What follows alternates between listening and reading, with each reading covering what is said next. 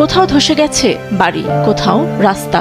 কাদা আর ময়লায় একাকার পাকিস্তানের খাইবার পাখতুনখাওয়া প্রদেশ, যেন এক যুদ্ধক্ষেত্র। মেঘ বিস্ফোরণ, বজ্রপাত, আকস্মিক বন্যা ও ভূমিধসে বিপর্যস্ত এখানকার জনপদ। দুদিনের বন্যায় কয়েকটি গ্রামের ৮০% বাড়িঘর চোখের সামনেই শেষ। সেই সঙ্গে গিলগিট বালিস্তান ও আজাদ কাশ্মীরেও একই পরিস্থিতি। পানি নেমে আসার সঙ্গে বেরিয়ে আসছে ক্ষয়ক্ষতি। আমাদের এখানে প্রাণহানি অনেক বেশি। অনেকের মরদেহ এখনো ধ্বংসস্তূপে চাপা আছে। তাদের উদ্ধার অভিযান আরো জোরদার প্রয়োজন।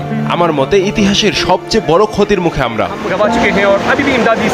পরিস্থিতি সামাল দিতে মাঠে আছে জরুরি বিভাগ। তাদের সঙ্গে কাঁধে কাঁধ মিলিয়ে উদ্ধার তৎপরতায় নেমেছে স্থানীয়রাও। এদিকে আকস্মিক ঢলে আহতদের চাপ সামলাতে হিমশিম হাসপাতালগুলো। যেভাবে বানের ঢল নেমে আসছিল তা দেখে মনে হচ্ছিল পৃথিবীটা এখানেই শেষ হয়ে যাবে। শত শত মানুষ মারা গেছেন, অনেকে নিখোঁজ। আসলে এসব ভাষায় প্রকাশ করা যায় না। অন্যদিকে ভারত শাসিত জম্মু কাশ্মীরে এবারের বর্ষায় প্রায়শই ঘটছে মেঘ বিস্ফোরণ, ঘটছে প্রাণহানি।